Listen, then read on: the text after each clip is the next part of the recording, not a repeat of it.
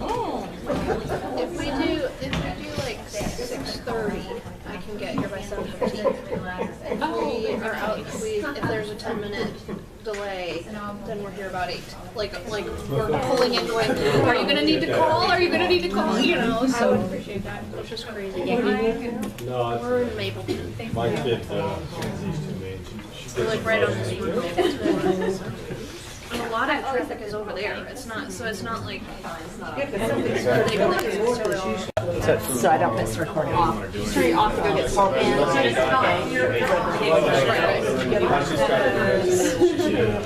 Her sister walking there. No, she's gone and she's back. She's coming. She ran down to Yeah. You're not living it from left. Yeah. Right. And I, the other. Yeah, I guess At least. I did not know that. Oh, I'm definitely gonna try that. That's a good tip. Yeah, no. And then take a right around, and then you come All right, they're ready. That means I have to get going here with you, ladies and gentlemen.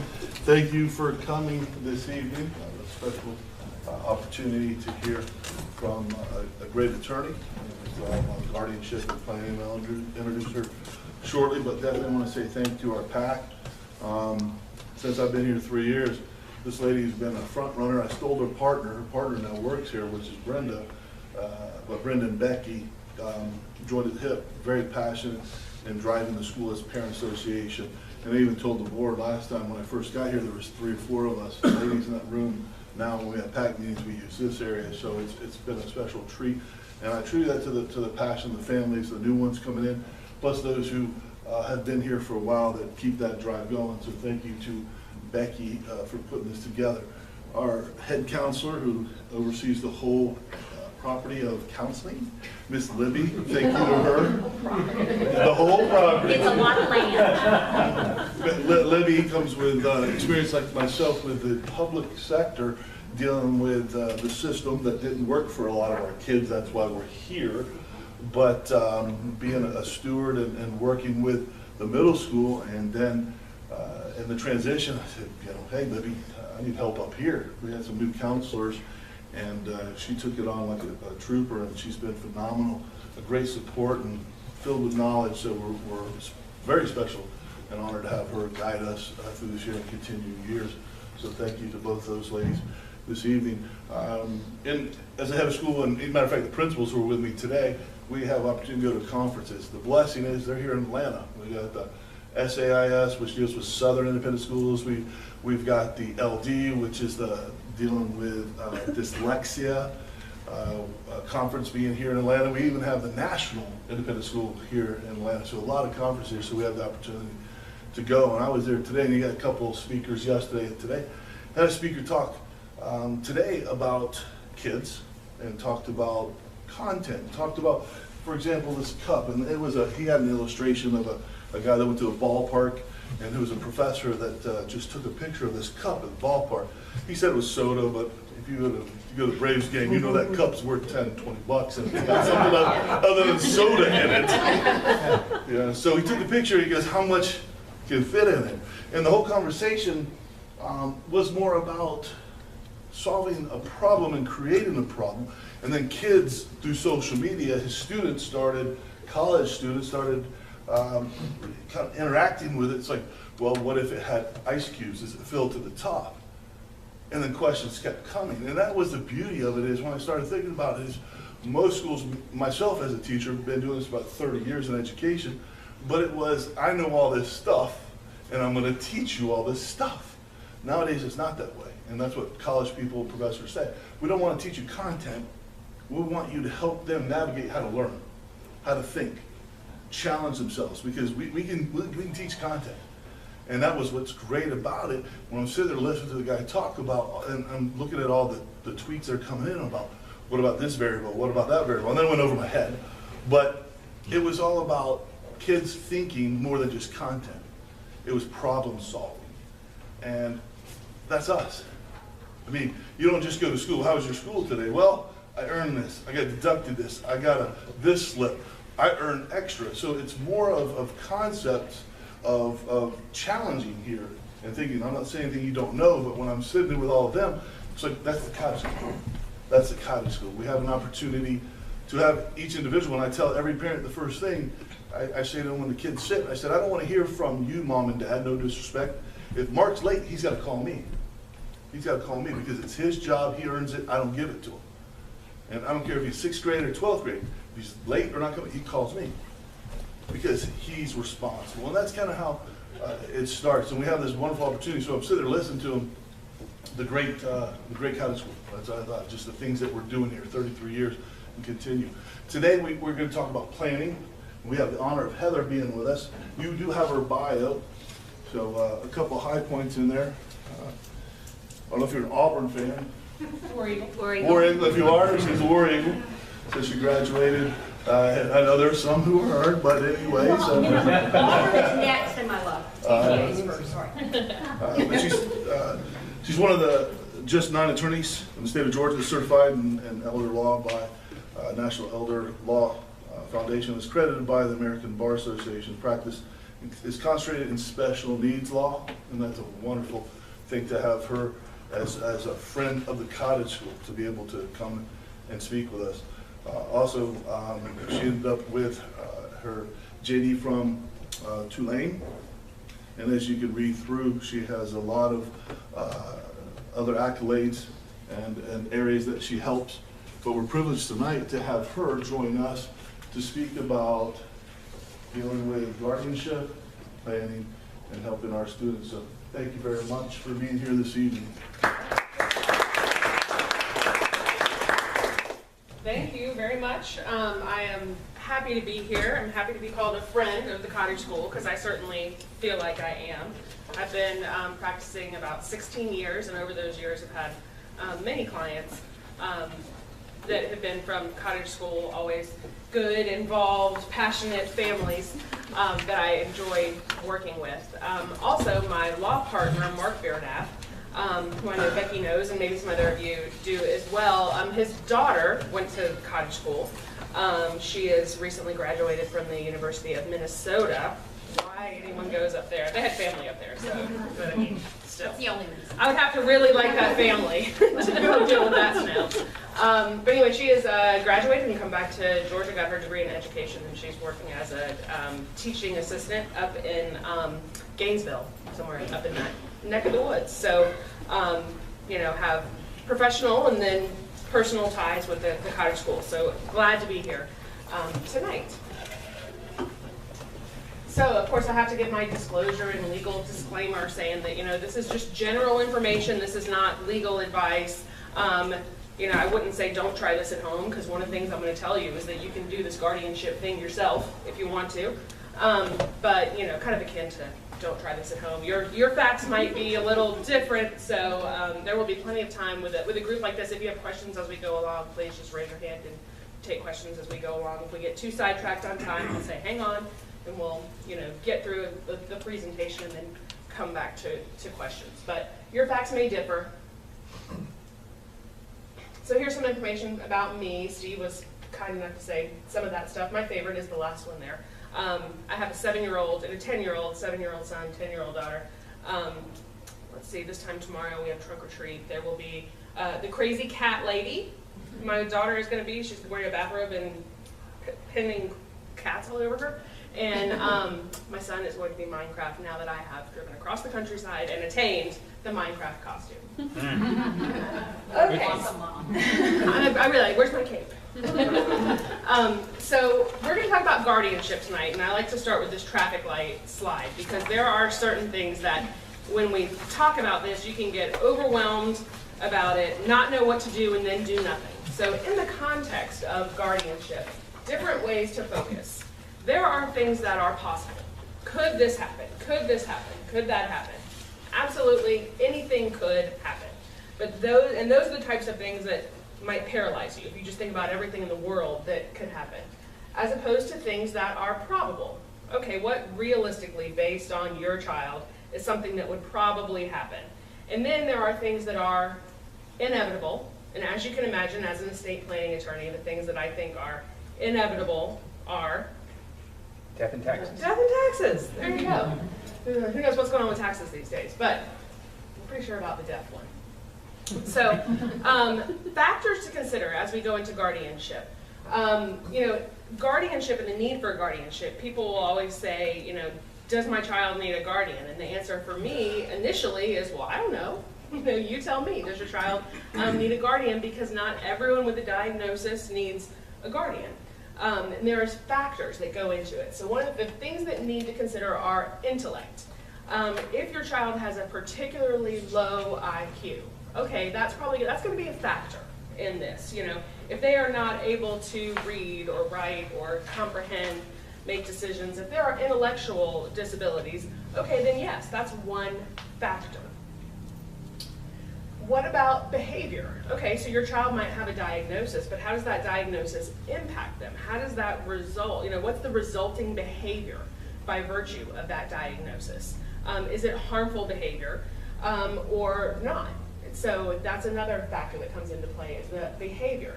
And then opportunity. And this in particular can be a big one. I've had this conversation already a couple times this week. And so sometimes I will work, because I practice elder law as well, so sometimes I will be working with an 80-year-old client or the siblings of a 50-year-old client, and there's never been a guardianship, because this individual lived with mom and dad, they were mom and dad, same doctors we've been dealing with forever, same programs we've been dealing with forever, and people just took mom and dad's word for it. Okay, your mom, your dad, great. Then when mom and dad pass away, maybe this child is moving outside of a family environment. And so the opportunity for them to get into trouble, the world just got a lot bigger.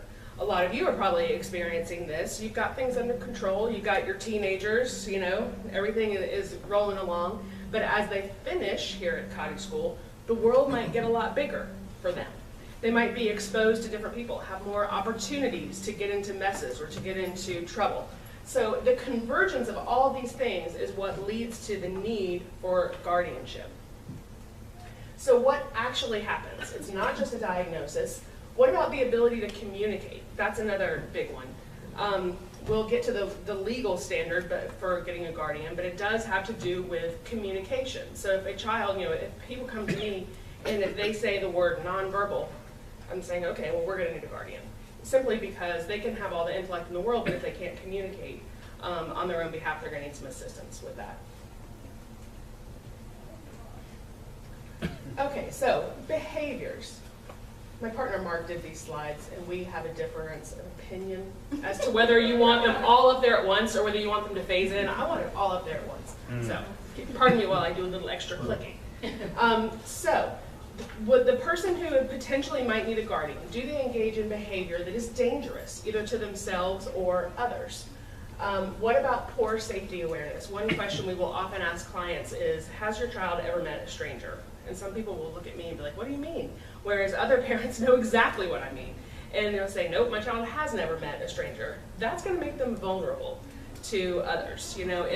If you are their best friend, I can be their best friend too. And if I can influence them or guide them in different ways. So that's a big one. Poor safety awareness can lead to the need for a guardian. Can't discriminate strangers and friends, easily manipulated by others, or disruptive. And with that disruptive, it doesn't mean that they, have a tic or, something like that that's disruptive. This is really being disruptive in a way that can get them in trouble. Going into a restaurant and turning over the table. Okay, yeah, that's might be, if a 4-year-old did that, that's just a disruptive behavior. But if you're over the age of 18 and someone gets hurt or alarmed or assaulted, when you do that, that's a whole other issue. And so being, some disruptive behavior might be an indicator. That's all these are, is indicators that there could be a need for a guardianship.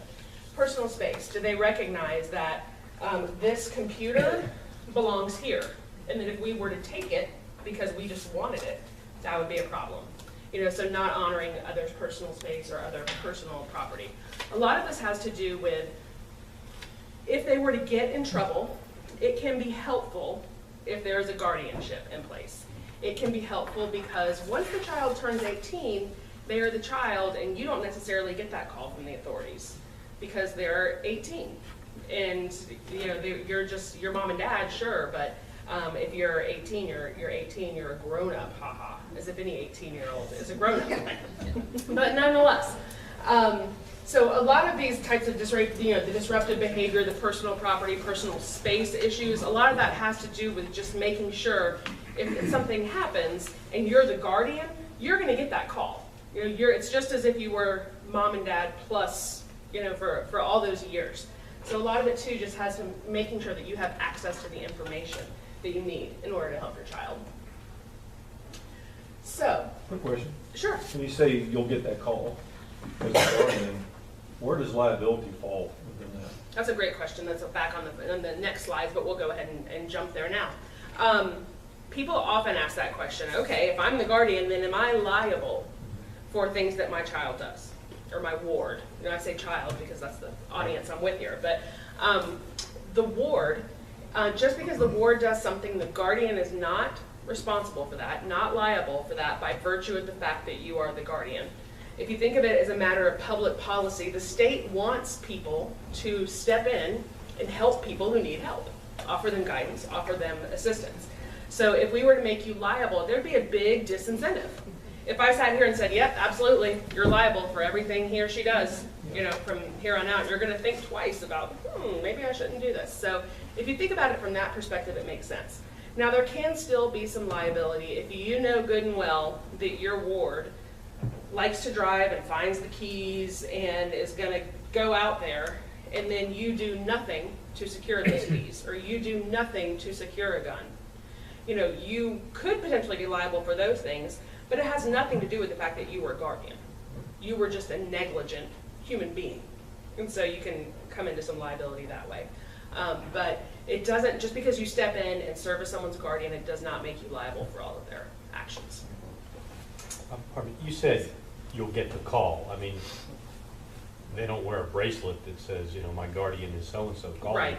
like a medical ID. I mean, Yeah. I mean, some of these people that have guardians really don't want their guardian to know. I mean, how does that procedure work? Right. If it is clear to authorities that the person they're dealing with has special needs, has limitations, has disabilities, and if it truly was a matter of, gosh, I wonder who this person is. First of all, there is a record in the Georgia Bureau of Investigations. If someone is under a guardianship, it gets put into their system.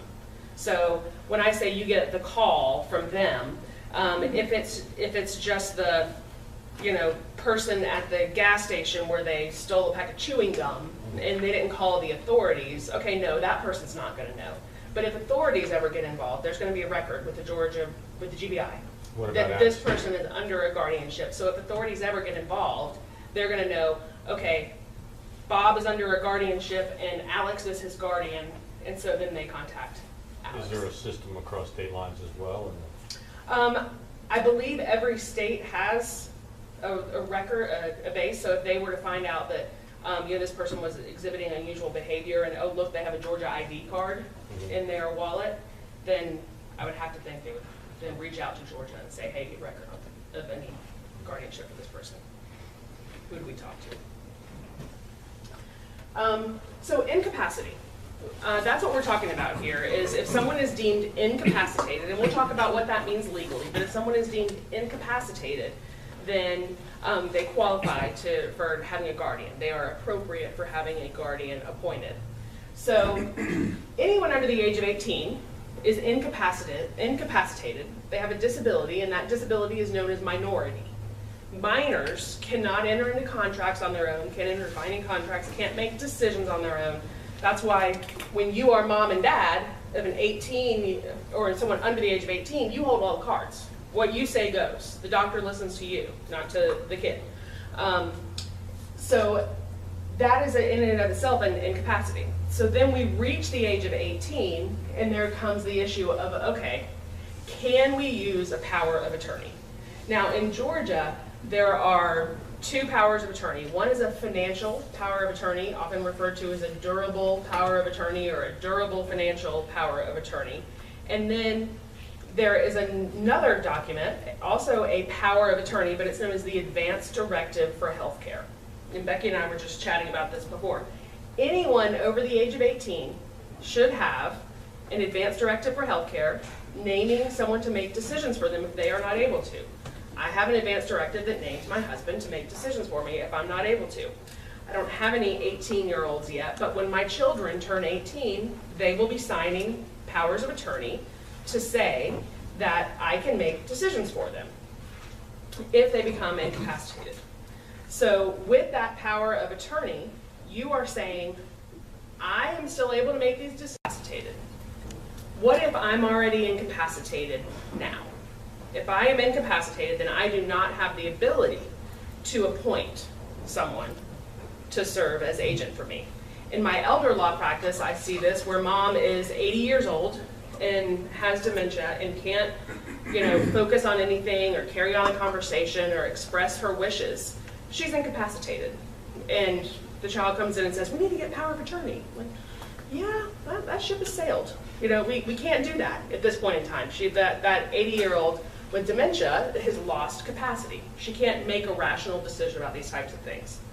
So if we have a younger person with a disability who's been disabled from birth or is a young person from an injury, the question becomes, all right, do they have the capacity right now to sign this document? Do they understand what they are signing? And a lot of times I will ask parents, okay, tell me about your child, because we don't necessarily launch off and say, all right, let's get guardianship. We discuss it first. Tell me about your child. What is your child like?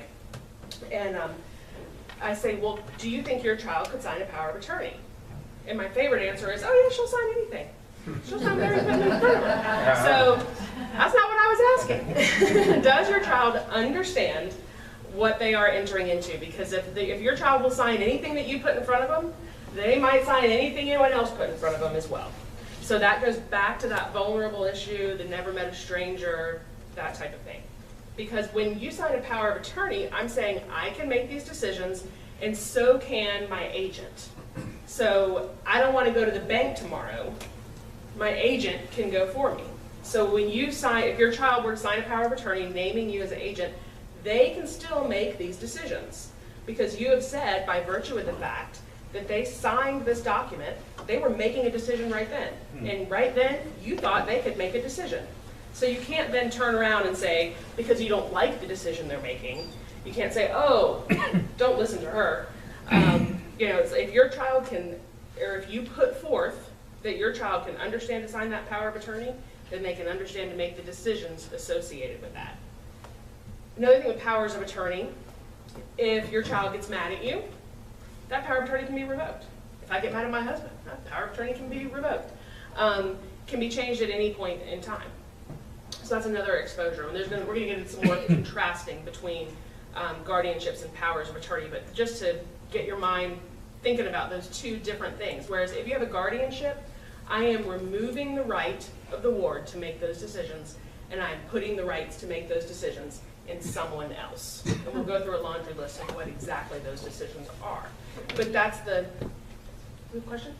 Where could we get that advanced directive of healthcare? So the advanced directive for healthcare, you can Google it. Georgia Advanced Directive for Healthcare. Georgia has a standard form. It is what I use in my practice. You want the standard form because it's what emergency rooms are used to seeing. It is what medical providers are used to seeing. It has all the right code sections in it. So that I do use in my practice, and I was telling Becky before, it's actually really great because it's easy to get in place.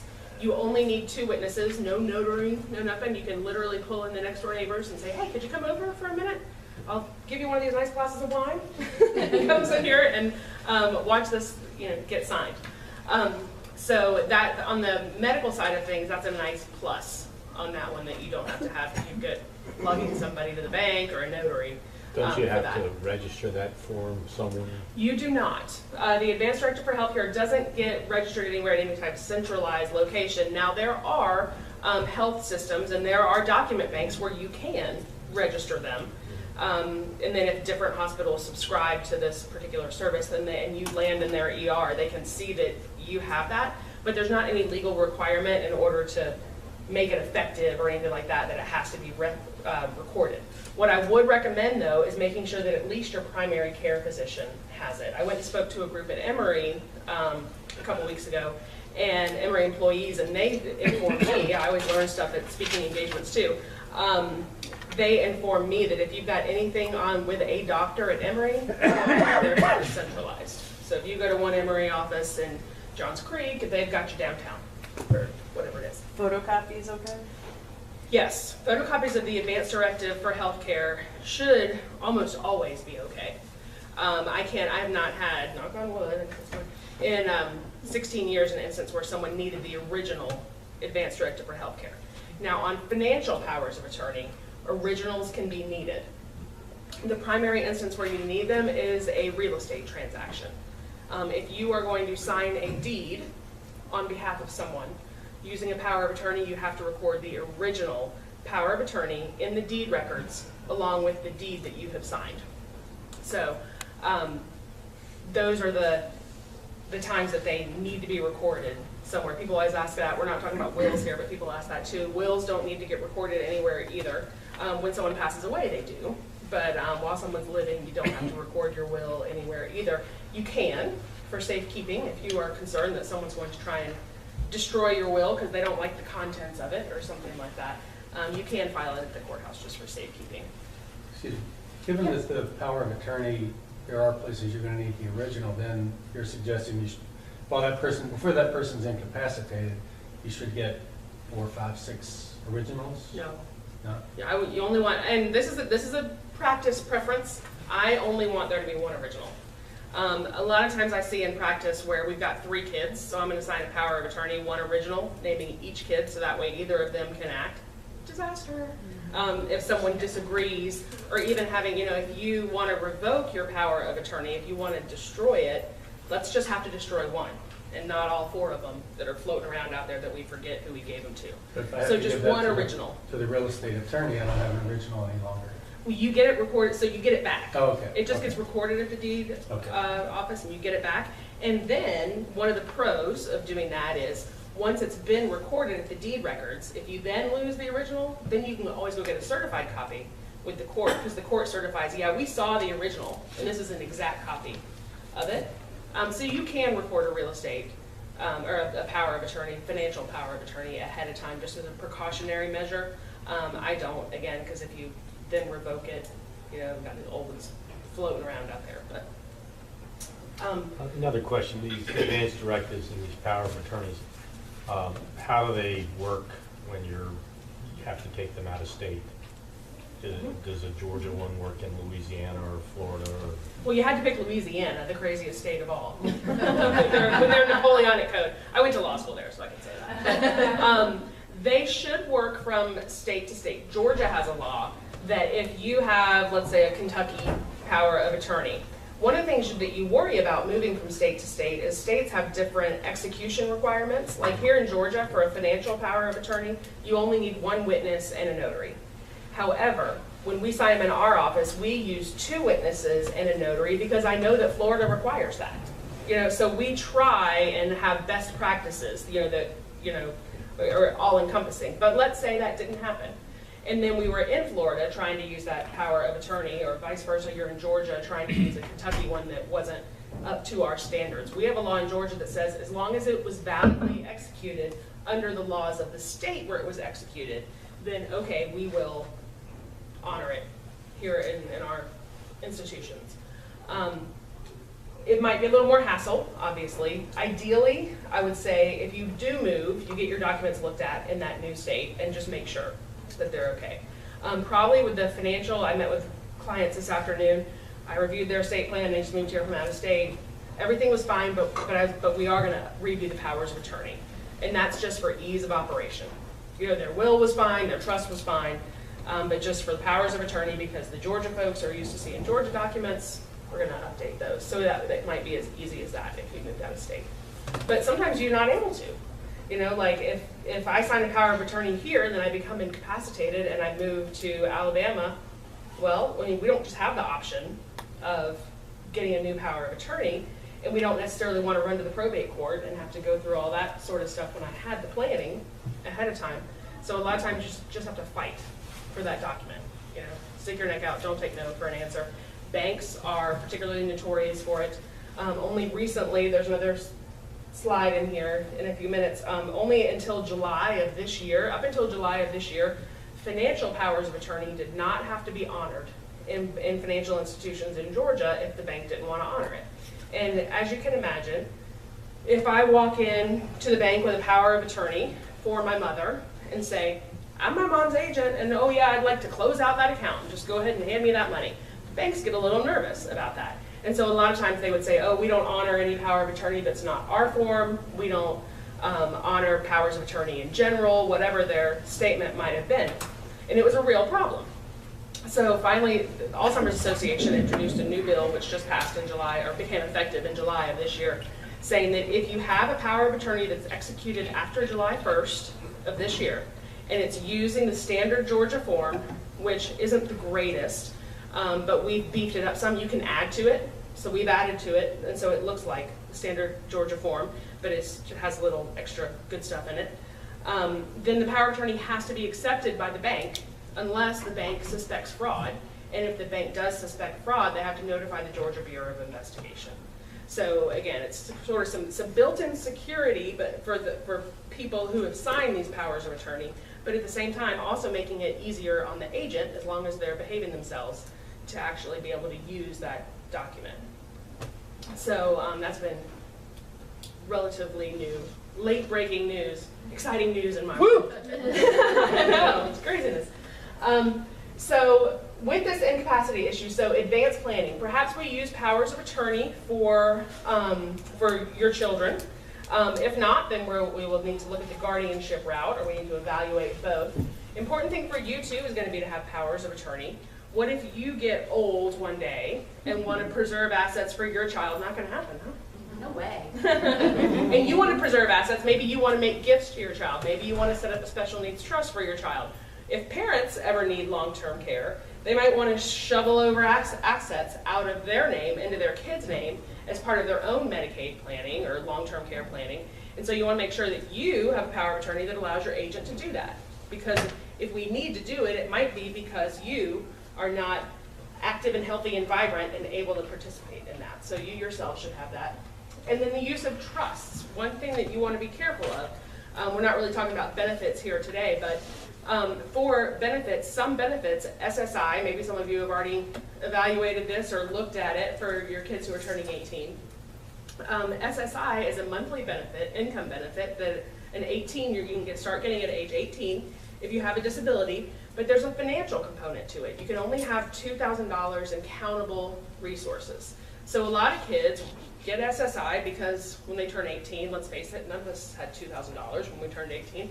So they get it at age 18 and roll on along for years until someone passes away and leaves them an inheritance. And either someone who would have left them an inheritance doesn't because they knew of this issue.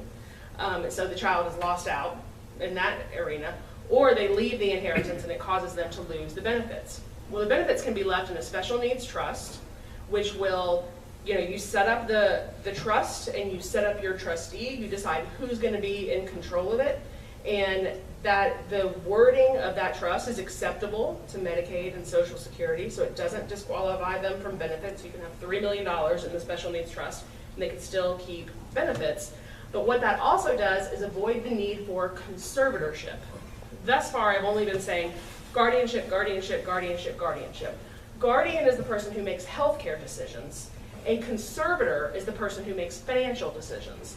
A lot of times when we have a child turning 18, we go to court and we only ask for a guardian because there are no assets. We have an 18-year-old. And if it stays that way through the parents' planning, where they set up stuff, and yes, they leave plenty of assets to care for their child, but they leave it in a way that their child never actually owns it or controls it, then we never have to get conservatorship. If the only asset is SSI, then that's all we have to worry about, and you can set up as a rep payee through the Social Security Administration to get reporting done on that.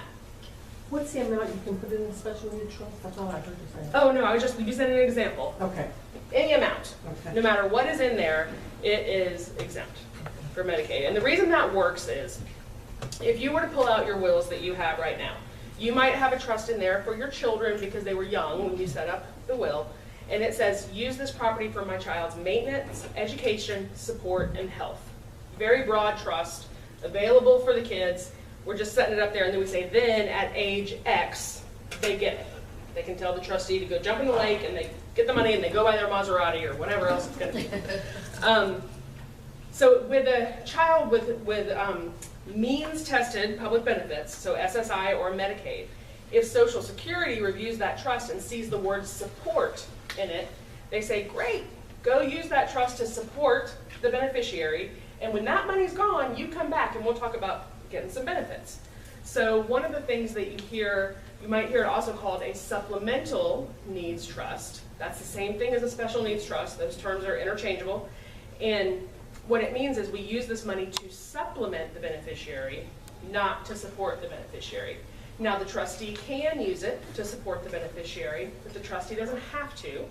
And so therefore Social Security and Medicaid can't interpret the trust as a support trust. So it all works together. So you can get the benefits and then have the trust money available above and beyond, and also have the trust money set up in a way that we've got adequate supervision so that we never have to get a conservatorship. Conservatorship's a pain in the neck because if someone has $200,000, the person getting appointed as their conservator has to post a bond for $200,000. Because if I am someone's conservator, the court has just given me access to their money. Like I have a paper from the court that says, yep, let Heather handle that money. And so if I take that money and run off to Tahiti with it, then my ward is sitting there with nothing. They've lost all of their money. This insurance policy insures the ward's interest. So the ward gets their $200,000 back, and then they send the bounty hunter looking for me to sue me and get that money back from me. Or worse. Or worse. Dog the bounty hunter. What's that show? Dog the bounty hunter. I don't think it's on anymore.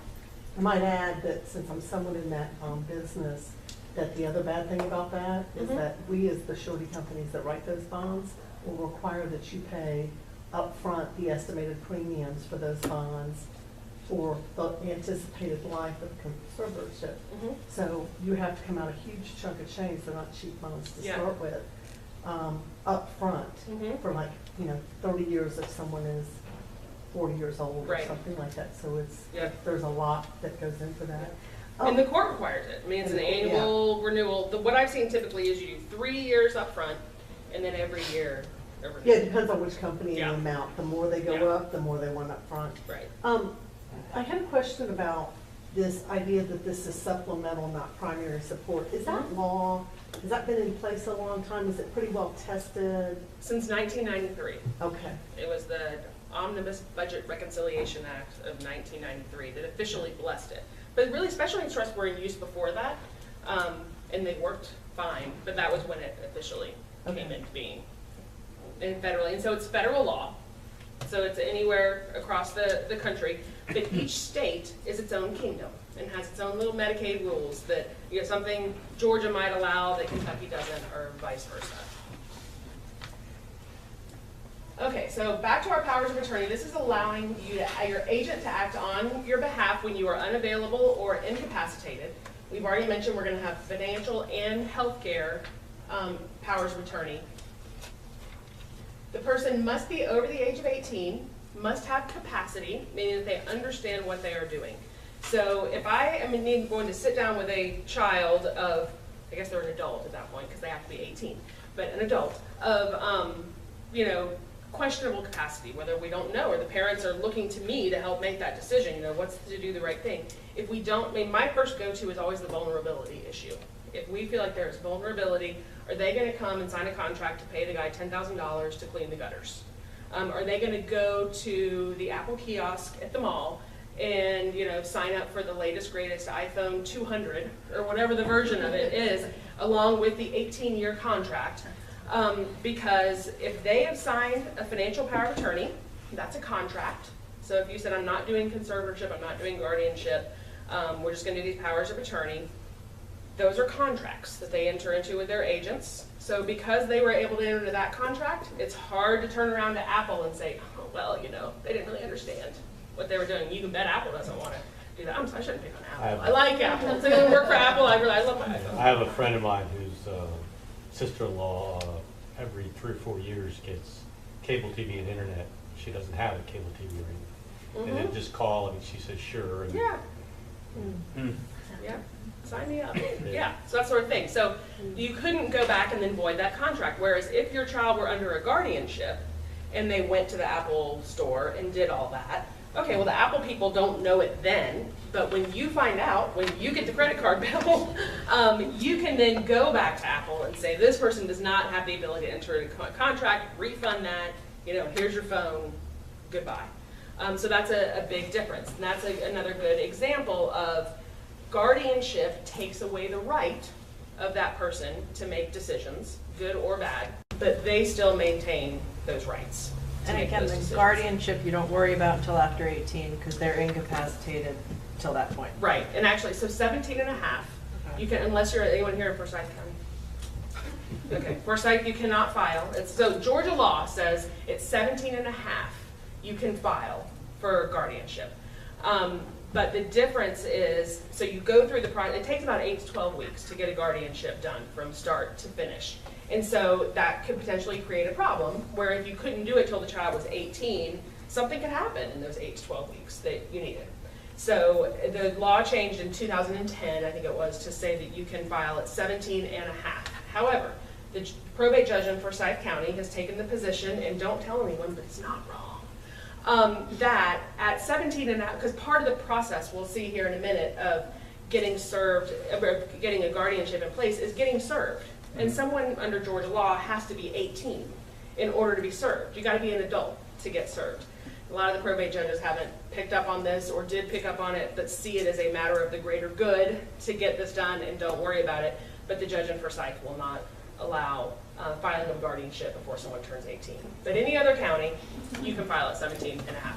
Well, I should say any other county that I've encountered thus far. There's a lot of counties in Georgia, but I think that he's the only one doing that at this point. Heather, Yes. so just in the Apple example, Mm-hmm. the guardian, is it the conservatorship that protects them, or, but, The guardianship would be enough to protect them in that instance because we'll Even- see here on these slides, one of the things that is removed from a ward under a guardianship is the ability to enter into contracts. okay, so guardianship is not limited to health care only, like, I don't Right. need an Apple iPhone for my health. Exactly, yes. But That's just so- contracts in general. Oh, it's contracts in Mhm. general. It's a specific enumerated power that is removed. Okay, gotcha. But yes, you're right, that's not a healthcare decision. I'm sure Apple could tell you a million reasons it is a healthcare Yeah. decision. The Apple Watch with your steps or whatever. but Guardianship is not just for health, there's something in there about contracts Yes. as well, okay. Yes. And would just a standard everyday credit card charge be considered a contract? Mm-hmm. Yep. Yep. So So just in order to sign a power of attorney, it must be an independent choice. One more thing, when you talk about conservatorship, you're saying, somebody's got, $10,000 and you're gonna manage that money for them. Right. That would not be part of a guardianship. That would not. Yes.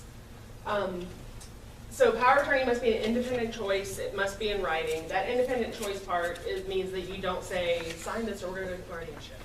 That's not an independent choice. And so it may need to be notarized. The financial one does. Healthcare does not. Okay, so in a case where a child cannot differentiate that everybody's their best friend, that doesn't meet the capacity. They could, so when I sit down, I think I got sidetracked in this conversation before. So when I sit down with a potential client, an 18-year-old who is going to maybe sign power of attorney, maybe need guardianship. So the parents are looking to me, they want me to weigh in on the issue. So we will talk about it. So what I always do is say, who helps you with your health care? If you weren't able to make healthcare decisions on your own, who would you want to do it? So the child might be able to tell me, oh yeah, definitely my mom and dad, they talk to doctors all the time already. Yes, I want them to be able to do that. Okay, so based on that, this person has capacity to enter, she understood, she answered appropriately, gave me an idea. What it doesn't do is protect from that vulnerability though. So even if that child could tell me those things, you gotta dig a little deeper and lean on the parents who know that if Susie from next door, who has always been nothing but bad news, were to come over and try and take advantage of your child, that she could weasel her way in, that she would lead your child into making bad decisions, even though the child has the capacity to say, yeah, I want mom and dad to help me with this, that's not going to be enough protection from next door neighbor Susie. Correct. So that's what you're trying to protect the child. Yes, yep. Okay. Creditors and predators. You know, we use the trust to protect from creditors, but then also, you know, in this context, we're more worried about predators. So, you know, power of attorney, she might be able to understand and express to me, you know, I have this condition, and I have this condition, and I take this medication, and da-da-da-da-da. But, you know, if she's always going to have that vulnerability that's dangerous to her, then the guardianship can still be the appropriate route, even if this person knows how to manage their healthcare decisions.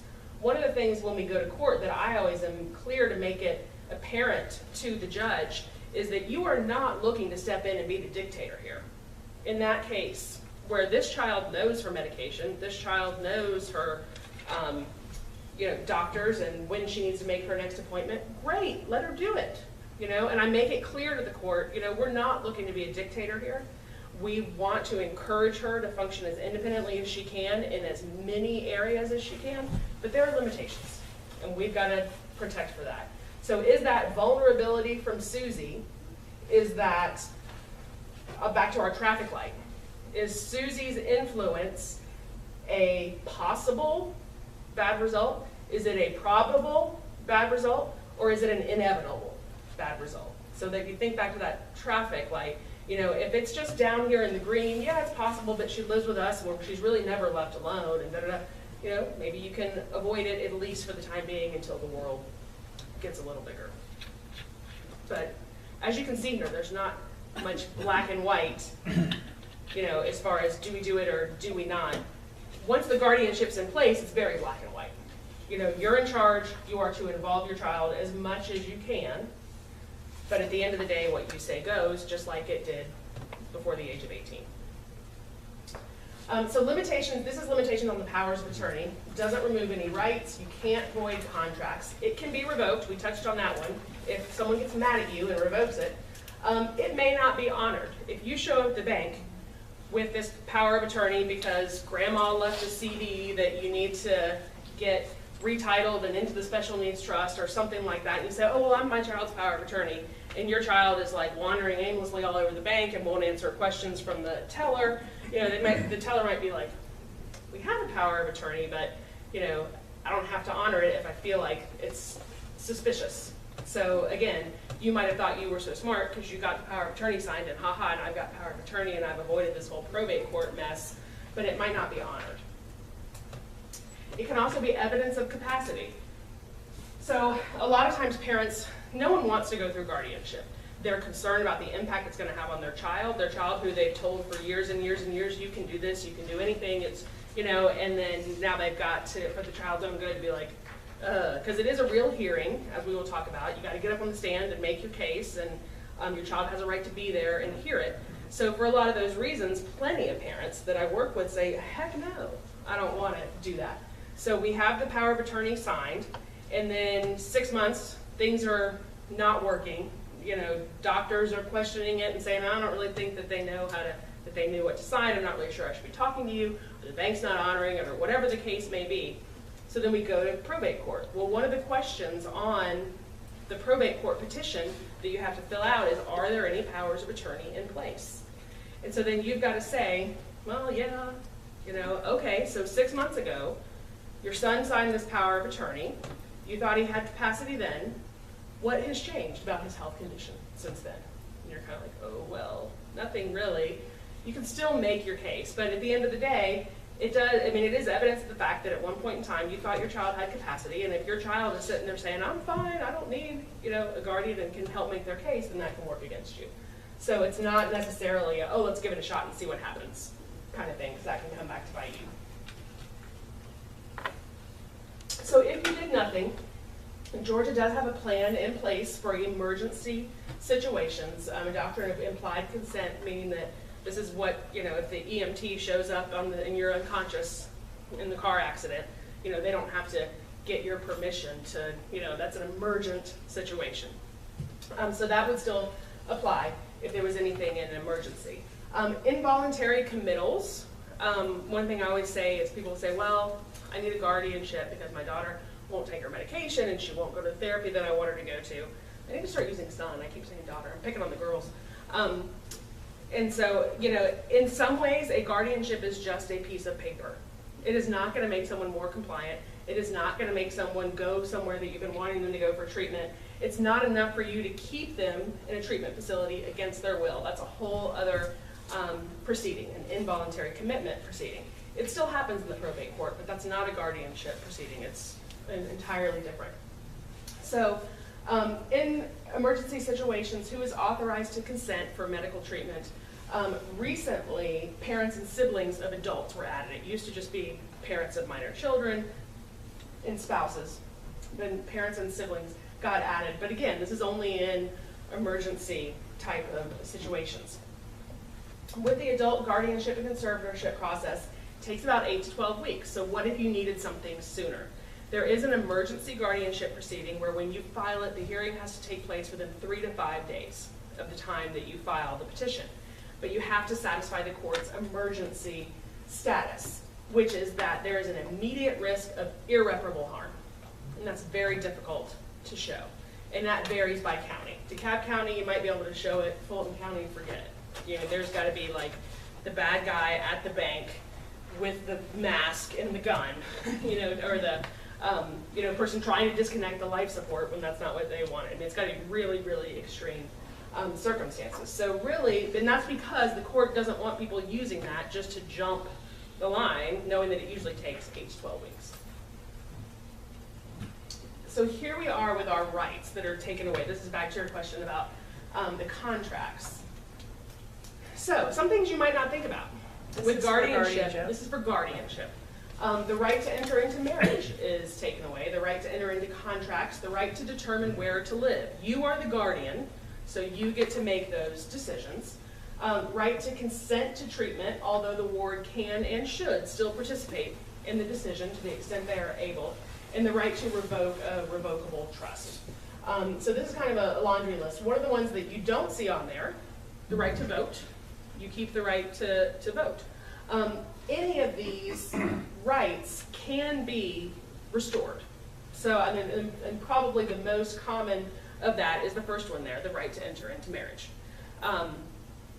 So a lot of times people will say, okay, we still need guardianship, still need protection, but we want to restore the right to enter into marriage.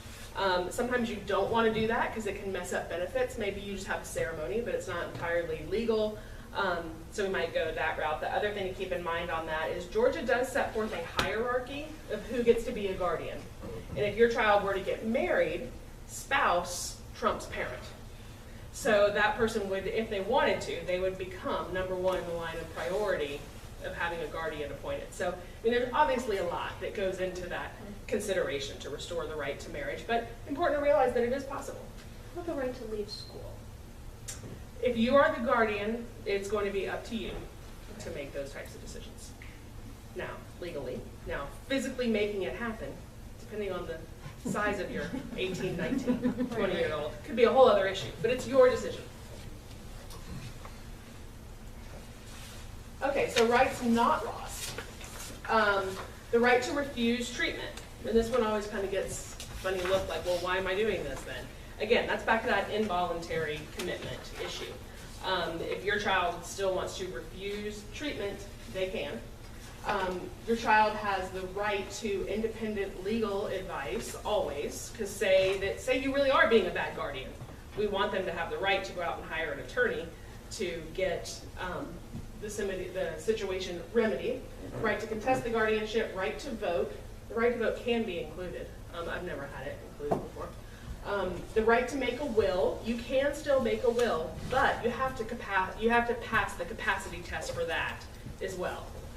So again, back to some of the situation we were describing before, where this person still gets it, they're just lacking in this vulnerability issue or something like that, they might still pass the capacity to make a will. And then the right to participate in decisions concerning themselves. These are the common misconceptions. This is what I refer to as the silver bullet. And a lot of people want guardianship to be the silver bullet, and it's just not necessarily. Can't force someone to take their meds. It's not going to make them more compliant, not going to make them more cheerful, more cooperative. It does not affect access to benefits. Some people have had the same concern, like you were asking about liability. Well, what about, because right now, when your kids are under the age of 18, if you have income and resources yourself, you're disqualifying them from a bunch of benefits. But when they turn 18, they are an adult, even if they have a guardian. So they're still looked at independently from a benefits standpoint, whether they have a guardian or not. One thing that I know might be of particular interest to this group, I've had to do it twice now recently, where children had finished high school and they wanted to go on to a college program. This one in particular, and I'm not picking on it just because it's UGA and I'm an Auburn grad. It just happens that I know this is the case with UGA. So UGA has their Destination Dogs program, which you might be familiar with. They do not allow students to be enrolled who are under a full guardianship. And that is because they say our students have to be able to agree to have or not have their photos published in conjunction with our program, to sign up for their own classes, to obligate themselves to show up and participate in this class, and also the big one was to agree to the student code of conduct, which is a contract. So I've got a couple panicked calls from clients, because this is a new program. I think this is the first year that it's been up and running. So new program, and clients called and said, they won't let her enroll. One was a son, one was a male, one was female. Won't let them enroll because they're under a guardianship. So we were able to go back to the court, explain the situation to the judge. We didn't even have to go to court. The judge was pretty furious about it, actually. So we didn't even have to go to court. They said, put together a petition, give me exactly the wording. So we got exactly the wording from UGA that, oh no, she's back. She's gonna hear me talking about UGA. So we got exactly the wording that they required, and we got those rights restored so that the children could then participate in the Destination Dogs program. And so that one was one, and the College of Charleston is another one that I haven't had to deal with personally, but another colleague had to deal with it on them. So haven't heard it from Kennesaw or Clemson or Georgia Tech. Yeah, I haven't heard it from there, but if it became an issue, it can be remedied. So we got it remedied.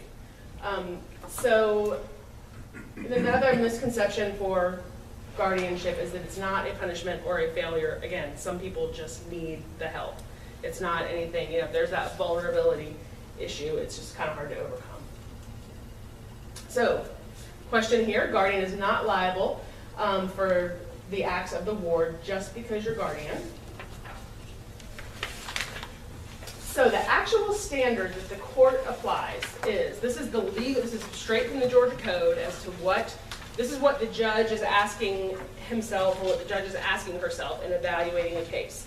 Is this person able to make or communicate significant, responsible decisions with regard to their health and safety? So being vulnerable to next door neighbor Susie is not a significant, responsible decision. That's not the way someone would responsibly respond to that situation. So in that case, the judge would look at that and say, okay, you're not able to make those types of decisions. Conservatorship, same sort of thing, same standard, significant, responsible decisions. It's just with the management of their property. And they have property. Your children might qualify for conservatorships, but if they don't have anything, let's not have to get a conservatorship. Because conservatorship means posting a bond, it means filing a budget every year with the court, it means asking for permission to buy things, asking for permission to make certain investments. It's a pain in the neck. Amen? From our surety bond. And that limit of property is how much? It's any property. I mean, there's no it's limit. Not money though. Cash, is it? As far as, it's anything. It's cash, it's stock, it's $500. It's $500. You just don't talk about that. Worry about that. Well, what I would say, if those cameras weren't rolling, would be, you know, really, I mean, if there's money, like, and it's always the grandparents. The grandparents have just gifted a little money here and there, and next thing you know, we've got $8,000 by the time they turn age 18. I would say that is your child's money, so you need to use it for your child's benefit, but go ahead and pay cottage school tuition with it before they turn age 18 while you can gain access to it. And then just know that you owe your child $8,000 and put it in a special needs trust. You know, so we'll restore it, we'll make them whole, but we'll just keep it out of the oversight of the court. If you've got the money in a trust, then you got to set up those trusts to alleviate any need for guardianship. Right. If the money is already in a trust, or would be in a trust upon your death, that's not in your child's hot little hand. It's for your child's benefit, but we've appointed someone else to oversee. And leaves them, you know, 1/10 of a house somewhere, and then you've got. That'll do it. Conservatorship. Yep. Quick question about 529 plan. Yes. So I have one for my daughter. How does that fit into? It is not a problem. 529 plans do not count as the asset of the student because you could pull that money out of there at any time. You hold the purse strings on that. Now granted, you would have to pay some tax penalties if you just went and did that. But you can pull the plug on that at any point in time, so it's not considered the child's, which is a good thing. So there's 529's accounts. The other times we see it as an UGMA or an UTMA account, the Uniform Gift to Minors or Uniform Transfer to Minors Act. Those are not considered the property of the student until the student turns 21.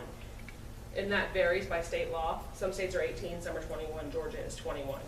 So sometimes, so you might apply for SSI at age 18 and they had an UGMA account, but that's fine because it's not counted as theirs. So either that money needs to get spent between the age of 18 and 21, or sometimes we'll take it and put it in a special needs trust, you know, before the 21st birthday, because you get SSI at 18 and you roll along and all of a sudden at age 21 the SSI checks stop coming, you're like, deposits stop coming. You're like, hey, what happened? So with guardianship, it's not just going down to the court and shuffling some paper. There are a lot of people involved. We have our proposed guardian or conservator, our proposed ward, which would be your child. The petitioner is the person who's asking for the guardianship to be put in place. Very often that is the proposed guardian as well. The proposed ward gets an attorney. We are about to take away their rights, and therefore they are entitled to legal representation for that. So the court keeps a list of attorneys who have essentially volunteered. You get $125 per case. We do it to stay in the judge's good graces. So you know, they get an assigned attorney just to look at it and make sure that you're not up to no good. Because or sometimes there's an issue of, okay, yes, child needs a guardian, but should it be mom or should it be dad? If the parents are in disagreement, then maybe we get a guardian ad litem in addition to our court-appointed attorney, which is another attorney who steps in, interviews everybody, and makes an objective recommendation to the court as to who it should be. So then, of course, we've got the court, both the judge and the clerks, and then an independent examiner. Part of this process is that the individual has to have a medical evaluation. It doesn't matter if they went to the doctor the day before and had a 27-page neuropsych evaluation written. It has to be the court's examiner, just to make sure, again, that we're not cooking the books and trying to pull a fast one here. Also involved is the sheriff and or a private process server. The petition has to get served. I already mentioned the 17.5 issue. So it really does have to get served. It will be the sheriff, unless you're in Fulton County. It would be a private process server. And so some people think it's great to have the sheriff show up. Some of the proposed wards think that's the best thing ever. Other ones have an absolute deathly fear of anyone in uniform, so you need to make those arrangements one way or the other. But if you don't do anything, it's probably going to be the sheriff. And so your child will get a copy of the petition. They will see what in that petition you're having to make your case. You're having to set out the limitations. And so you gotta put it in front of the judge. You can't just like wink, wink, nudge, nudge, and I mean, it's gotta be in black and white. So your child will get a copy of that, and to the extent they're interested and they read it, they're gonna see what it is that's in there. Heather, the independent examiner, that exam, Mm-hmm. so that's, if, that's another, like, complete psych eval, like, that No. takes, oh. No, it's not. So the court again, maintains a list, just like they do attorneys, of either doctors, licensed clinical social workers, and psychologists who will come out and either you go to their office or they come to your home and evaluate. And it's often a mini mental status exam, if you're familiar with those at all. Who's the president? Draw the hands on the clock. Just a very broad. If you Google mini mental status exam, it'll pop up. It's like 30 questions. And so the examination itself just takes like 45 minutes, and the examiner writes, there's a form that they fill out, a 2-page form. So no, it's not anything. And that's included in the filing fee to the court. The filing fee for a guardianship petition is about $650, and that includes paying the court-appointed attorney, the sheriff, the court-appointed evaluator, examiner. So that's why that filing fee is kind of high, because you're paying all these people. But it's definitely not what you would typically pay for a neuropsych evaluation. This for sure. doesn't have to happen at age 18, does it? It does not. It does not. It can't happen before age 18, but it can happen at any point down the road. Like I said, I've had in my elder law practice, a lot of times someone might be 50 years old before we're ever getting a guardian. It's just a matter of how long you can make it. I think in this day and age, that's becoming less and less common, just with the Patriot Act and whatever other, security mechanisms there are in place, and HIPAA, people wanting to make sure they're talking to the right people. So what if you have a child that would probably fairly easily pass a mini mental exam, but would be vulnerable to predators? Right. Predators. That's where, so when the evaluation takes place, the evaluator will talk to you as well. They will talk to anybody who's there, the court-appointed attorney, the petitioner, whoever's there. And so you would want to make it clear to them what your concerns are. And they would have already seen the petition, and all that should be in the petition as well, saying here that, yes, this person's very smart. I forget, I don't know what the IQ numbers are, but my partner Mark tells a story of like, it was like 150. Is that really high? I don't know. Yeah. Some really high IQ. I mean, so this was a smart person, but just had huge vulnerabilities. So obviously, if someone can, put themselves together, I see this a lot in cases with mental illness as well. I mean, someone might be able to get their act together for 30 minutes for the examination. So you just have to get broader and making your petition more robust so the information's out there. What about if you do get a guardianship in place? I mean, obviously, if you're a parent, you're not going to outlive your child. So what about contingency? Does the process have to start all over again? It does not. Once a determination has been made that this person needs a guardian, it then becomes an issue of, okay, who's the appropriate person? And you might be the appropriate person for now. Oftentimes what we will do, sometimes parents can be co-guardians if that's appropriate, if both are actively involved. So that at least buys us some time until the second one is gone. But if that isn't workable, then you can bring in, a sibling, an aunt, uncle, cousin, whoever it is, as the co-guardian. You need to be careful with that though, because it can be too many cooks in the kitchen. When you have a guardianship, your guardian, you are two halves of a whole. There is only one guardian. Like there's one guardian, and you two have to, be potentially equally involved, meeting of the minds, that sort of thing. So I've had clients before say, well, we want to do it, and we want to go ahead and add our daughter too. And if the daughter is already actively involved, boots on the ground, that's fine. But if they're not, the judge probably won't go for it, and also it would just make things more difficult. Because if you're at a doctor's office and there's co-guardians, the doctor has every right to say, okay, well, glad you're here, but where's the other half of the decision maker? I need both. And so that can just complicate matters. Oftentimes with my elder law practice, the parent might resign. So a parent can resign and appoint someone else. Okay. If you're 85 years old and you're like, come on, I want to, I can't do this anymore. So you can resign and have someone else appointed. But if you were to just die without having that happen, then there's been a determination that your child needs a guardian, and so someone would come forward, whatever family member it is, they would petition to be appointed as the successor trustee, family or friend, whoever the person is. So Is once that you're, something, oh, I'm sorry. no, go ahead. Is that something that can be outlined in a will? Yes, can and should. Okay. So if you're serving as legal guardian, and a lot of times your will might say, I appoint as guardian for my minor children, so-and-so. You want it to just say, I appoint as guardian for any child that I'm serving as guardian of so-and-so. Or name your child, I appoint as guardian for Matthew, whomever. So you can designate someone else, and usually there's not an issue with the court. Right, that person becomes, I kind of refer to it as a super creditor. The court is not stuck with them, because what if you named your brother, but in the meantime, he married, some gold digger who's been a terrible influence. So the court isn't stuck with who you name, but absent a showing that that's the wrong person, that person's gonna get it. Now, and the other flip side of that is, what if for some reason you're gonna be out of pocket for 3 months or something? Georgia has a provision for a standby guardian, and so you can actually make arrangements for that ahead of time if you know. Heather, what's the difference if your child is happy to go along with this and if they're not? I presume that's two different cases, or is it a big difference? It depends on if your child is, I would say it's not as much a factor of if they're happy to go along with it or not, as can they make their case or not.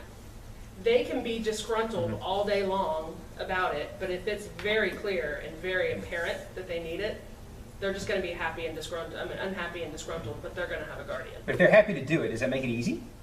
It can, but at the same time, we're saying, well, this person can't really make decisions for themselves. I mean, that's what this is all about. You're saying, oh, but she wants a guardian.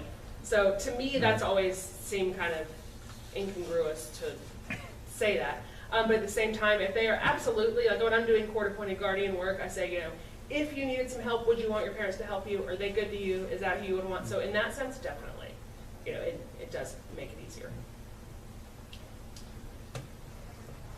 Okay, so the court reviews the petition to make sure there's sufficient evidence. I don't even know how I'm doing on time here.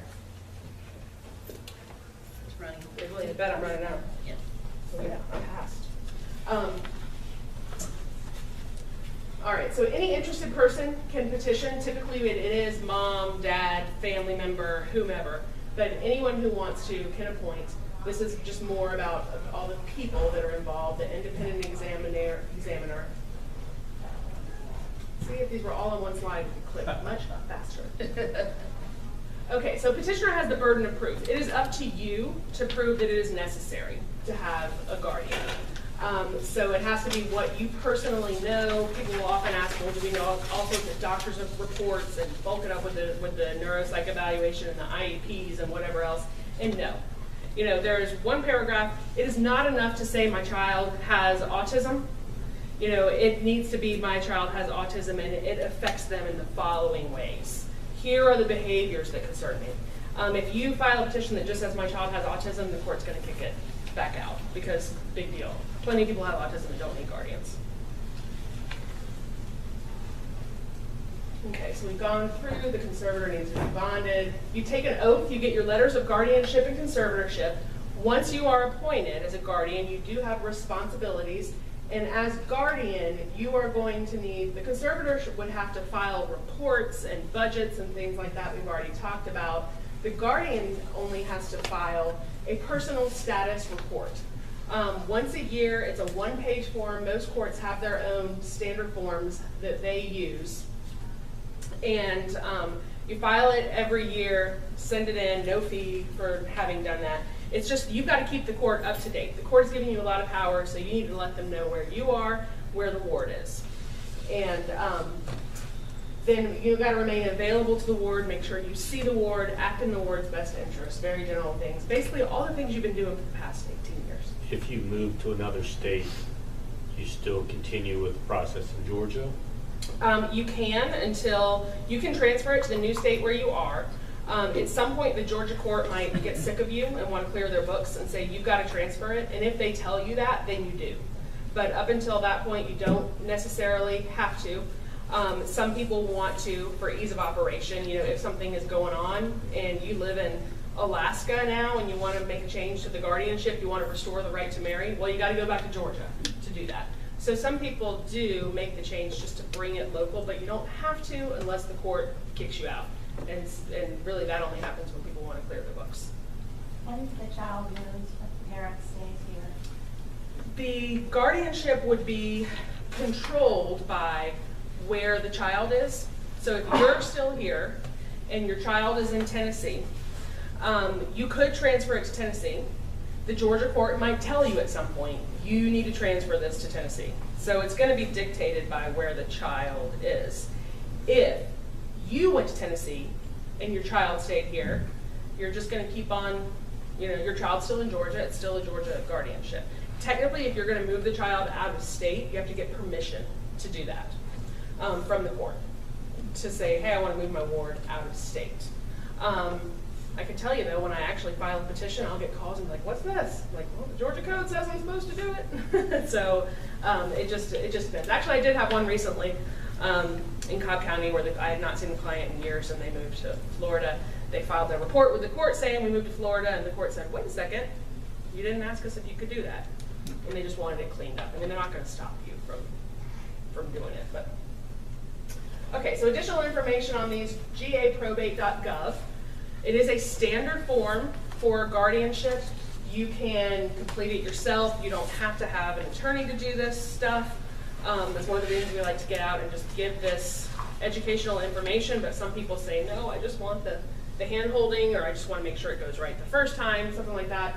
But you absolutely do not have to have an attorney to do this. And in fact, if you are choosing between hiring an attorney for the special needs planning or an attorney for the guardianship, definitely don't try the special needs planning on your own. But probate courts are designed to be user-friendly, and you can do the guardianship on your own. So if you were choosing between those two. And then on our website, we have all sorts of information and videos. The slides will look very familiar if you go and look at any of those videos. So all this stuff is on our website too. So I know we're late, so I will not be offended if anyone wants to dart for the door, but I'm also here if anyone wants to ask any more questions. Thank you. Oh, and I have these. If you would like to be added to our mailing list, or if you just want to provide any feedback on the presentation, or if you want to schedule an appointment, or want a referral to a financial advisor, we didn't really talk about finances here tonight, but any of that. Thank you. Thank you, Heather. Oh, you are so welcome. Thank you for having me back.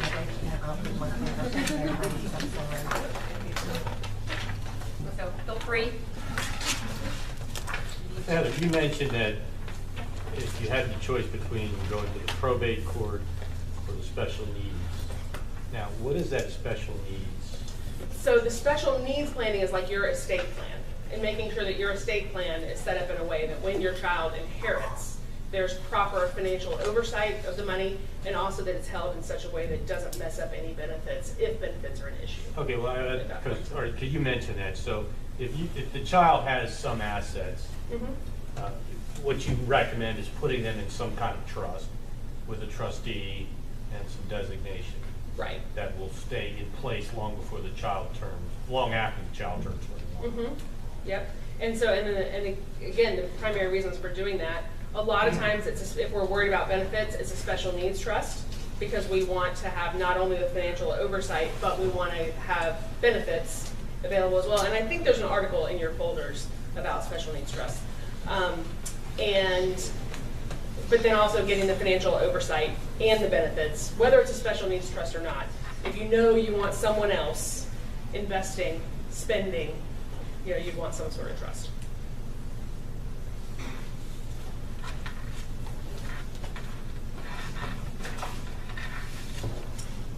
I think all the Students Right are here. right out there, like going, we're ready. But thank you all so much for coming. And Yes, thank you for being here. it's our goal with PAC to make sure that we get as much information for you, to you. If you know anything else you would like to know, holler at us.